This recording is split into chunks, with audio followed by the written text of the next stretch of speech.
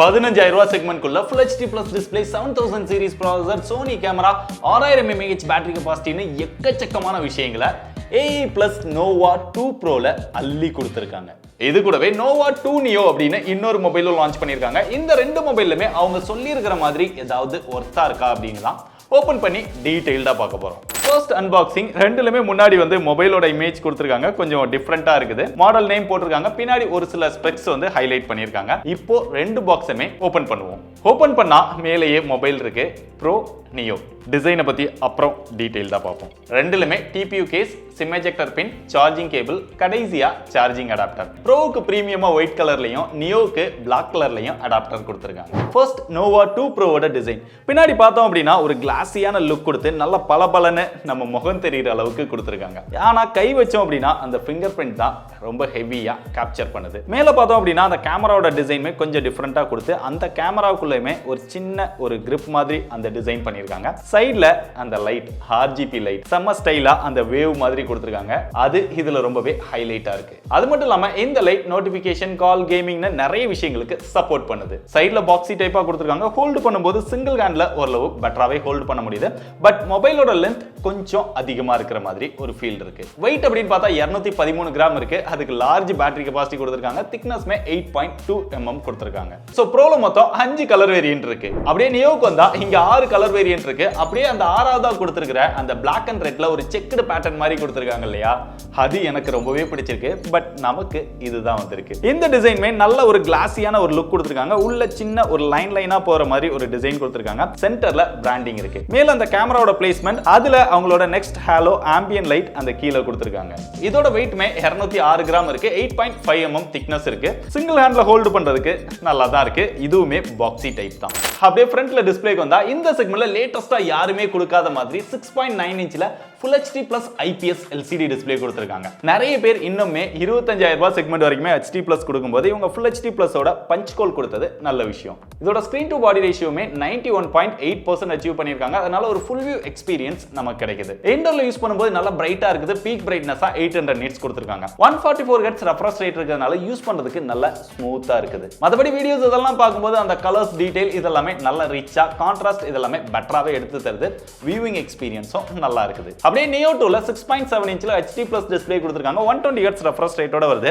But இங்க water drop notch style தான் கொடுத்திருக்காங்க. பெர்ஃபார்மன்ஸ் பொறுத்தவரை ப்ரோ மொபைல்ல MediaTek Dimensity 7100 அப்படிங்கிற ஒரு ப்ராசஸர் கொடுத்திருக்காங்க. ரீசன்ட்டா பாத்தீங்கன்னா இதே ப்ராசஸரோட 30000 ரூபாய்க்கு மேல எல்லாம் மொபைல் போன் லான்ச் பண்ணாங்க. பட் AI Plus 15000 ரூபாய் செக்மெண்ட் கிட்ட கொடுத்தது ஒரு நல்ல விஷயம் அப்படின்னு சொல்லலாம். நம்ம செக் பண்ண வரைக்கும் இதோட பெர்ஃபார்மன்ஸ் வந்து நல்லாவே இருந்தது. ஃப்ரீ ஃபயர்லாம் ப்ளே பண்ணி பார்த்தோம். நல்ல ஸ்மூத்தாவே எக்ஸ்பீரியன்ஸ் கிடைச்சது. இதோட ஆண்ட்ராய்ட் ஸ்கோர் அப்படின்னு பார்த்தா 5.5 லட்சத்துக்கு மேலேயே வந்தது. CPU throttle test இதெல்லாம் டெஸ்ட் பண்ணி பார்த்தோம். பெருசா throttle இஷ்யூ எதுவுமே இல்ல. ஹீட்டிங் இஷ்யூமே இந்த மொபைல்ல பெருசா இல்ல. இதுல RAM and storage வேரியன்ட் அப்படின்னு பார்த்தாலுமே 6+128 பேஸ் வேரியன்ட்டா கொண்டு வந்திருக்காங்க. 8+128 னு இன்னொரு வேரியன்ட்டும் இருக்குது. லேட்டஸ்டா 20000 ரூபாய் செக்மெண்ட் குள்ள 8GB RAM வேரியன்ட்டே பார்க்க முடியறது இல்ல. சோ அப்படி பாக்கும்போது இவங்க 8GB RAM கொண்டு வந்தது நல்ல விஷயம் தான். அப்படியே நியோக்கு வந்தா இங்க MediaTek Dimensity 6300 அப்படிங்கிற ஒரு ப்ராசஸர் கொடுத்திருக்காங்க. நம்ம ஆல்ரெடி நிறைய மொபைல்ஸ்ல பார்த்த ஒரு ப்ராசஸர் தான். இதுவுமே ஓரளவு பெட்டராவே ஆப்டிமைஸ் பண்ணிருக்காங்க. CPU throttle test இதெல்லாம் டெஸ்ட் பண்ணி பார்த்தோம். பெருசா throttle இஷ்யூ இல்ல.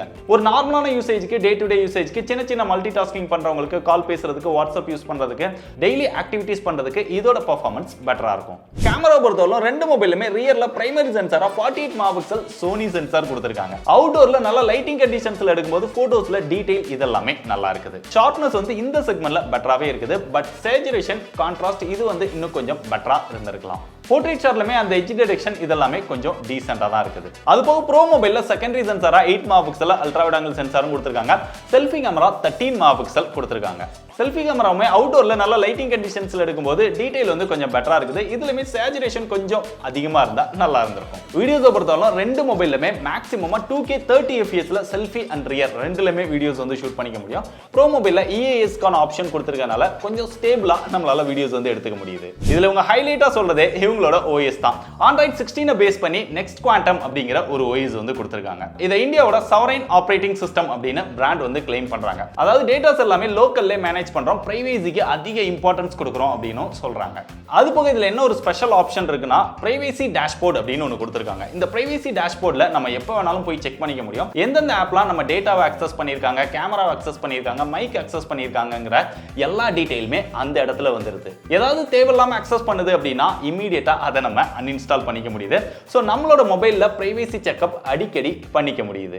பிளேஸ்மெண்ட்டை பொறுத்தவரைக்கும் ப்ரோ மொபைல்ல secondary noise cancellation mic cover பண்ணியிருக்காங்க. டாப்ல ஒரு ஸ்பீக்கர் வந்துருது, சைட்ல சிம் ஸ்லாட் கொடுத்துருக்காங்க, டெடிகேட்டட் SD கார்டு ஸ்லாட், அது போக 2 சிம் போட்டுக்க முடியும், 3.5mm ஜாக்கும் கவர் பண்ணியிருக்காங்க. பக்கத்துல mic type C charging port, பாட்டம்ல ஒரு ஸ்பீக்கர் வந்துருது, ஸ்பீக்கர் நல்லா லவுடா இருக்குது. ரைட் சைடுல வந்தோம் அப்படின்னா வால்யூம் அப் டவுன் பட்டன், கீழே பவர் பட்டன், அதுல ஒரு கலர் டிஃபரன்ஸ் காமிச்சிருக்காங்க, பார்க்கிறதுக்கு நல்லா இருக்கு. அதுக்கு கீழே ஒரு டெடிகேட்டட் AI பட்டன் கொடுத்திருக்காங்க. இந்த AI பட்டன் 2 மொபைல்லுமே வந்துருது. இதோட யூஸ் என்ன அப்படின்னா அதுலயே சில ஆப்ஷன்ஸ் வந்து கொடுத்திருக்காங்க. லாங் பிரஸ் பண்ணா சைலண்ட், ஃபிளாஷ் லைட், இந்த மாதிரி நிறைய ஆப்ஷன்ஸ் வந்து கொடுத்திருக்காங்க. அது போக ஒரு பர்టిక్యులர் ஆப் ஓபன் பண்ற மாதிரியும் நம்ம கஸ்டமைஸ் பண்ணிக்க முடியுது. இது 2 மொபைல்லுமே பக்காவா ஒர்க் ஆகுது, யூஸ்ஃபுல்லாவும் இருக்கு. பட் அந்த பட்டனை தான் கொஞ்சம் கீழே இறக்கி கொடுத்திருக்காங்க, இன்னும் கொஞ்சம் மேல இருந்திருந்தா கன்வீனியன்ட்டா இருந்திருக்கும். ஃபிங்கர் பிரிண்ட் சென்சாரை பொறுத்தவரை ரெண்டுலமே side mount fingerprint sensor கொடுத்திருக்காங்க, நல்லா ஃபாஸ்டா அக்யூரேட்டா ஒர்க் ஆகுது. பேட்டரி பொறுத்தவரை 2 மொபைலுமே 6000 mAh பேட்டரி கெபாசிட்டி கொடுத்திருக்காங்க. பட் ஃபாஸ்ட் சார்ஜிங் சப்போர்ட் அப்படின்னு பார்க்கும்போது ப்ரோ மொபைல்ல 33 வாட்க்கான ஃபாஸ்ட் சார்ஜிங் சப்போர்ட் கொடுத்திருக்காங்க, நியோ மொபைல்ல 18 வாட்க்கான ஃபாஸ்ட் சார்ஜிங் சப்போர்ட் கொடுத்திருக்காங்க. ஏற்கனவே நம்ம அன்பாக்சிங் போய் பார்த்தோம், ப்ரோ மொபைலுக்கு 18 வாட் சார்ஜிங் அடாப்டர் வருது, நியோ மொபைலுக்கு 10 வாட்க்கான சார்ஜிங் அடாப்டர் வருது. மற்றபடி பேட்டரியோட பர்ஃபார்மன்ஸை பொறுத்தவரை நம்ம ஷார்ட் டைமா செக் பண்ண வரைக்கும் நல்லாவே நிக்குது, தாராளமா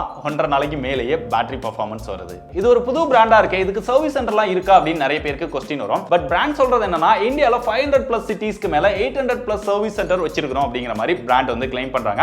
சோ சர்வீஸ்மே மேக்ஸிமம் கவர் பண்ணிருக்காங்க. ஃபைனலா இத வாங்கலாமா வேண்டாமா அப்படின்னு கேட்டிங்கன்னா நீங்க வந்து ஒரு பெட்டரான பெர்ஃபார்மன்ஸோட Full HD+ display 6000 mAh battery capacity Sony கேமராவோட அதிகமா போன் யூஸ் பண்ணுவீங்க அப்படின்னா உங்களுக்கு ப்ரோ மொபைல் வந்து பெட்டர் சாய்ஸா இருக்கும். இல்ல நீங்க ஃபர்ஸ்ட் டைம் யூஸ் பண்ண போறீங்க, இல்ல வீட்ல பெரியவங்க யூஸ் பண்ண போறாங்க, 5G மொபைலா யூஸ் பண்ணனும், பெரிய அளவுலலாம் அவங்க மொபைல் போன் யூஸ் பண்ண மாட்டாங்க, ஒரு லைட் யூஸ் தான் யூஸ் பண்ணுவாங்க அப்படின்னு நினைச்சீங்கன்னா அவங்களுக்கு நியோ மொபைல் வந்து பெட்டர் சாய்ஸா இருக்கும். இந்த 2 மொபைலோட பிரைஸ் அப்படின்னு பார்த்தா ப்ரோ மொபைல் வந்து 16000 ரூபாய் பிரைஸ் செக்மென்ட்க்கு லான்ச் பண்ணிருக்காங்க, 6+128. அது போக 1000 ரூபாய் கார்டு ஆஃபர் கொடுக்குறாங்க, அதை யூஸ் பண்ணி வாங்குனீங்க அப்படின்னா 15000 ரூபாய்க்கு வாங்கிக்க முடியும். நியோ மொபைல் பார்த்தோம் அப்படின்னா 13000 ரூபாய் பிரைஸ் செக்மென்ட்க்கு லான்ச் பண்ணிருக்காங்க, 4+128. இது போக 6+128மே 14000 ரூபாய் பிரைஸ் செக்மென்ட்க்கு கிடைக்குது. சோ உங்களுக்கு எது தேவையோ அதை கரெக்ட்டா நீங்க சூஸ் பண்ணிக்கோங்க. இத பத்தி நீங்க இன்னும் டீடைலா செக் பண்ணனும்னா பெஸ்ட் பை லிங்க் டிஸ்கிரிப்ஷன்ல கொடுத்திருக்கேன், வியூ ப்ராடக்ட் லிங்க் கொடுத்திருக்கேன், செக் பண்ணி பாருங்க.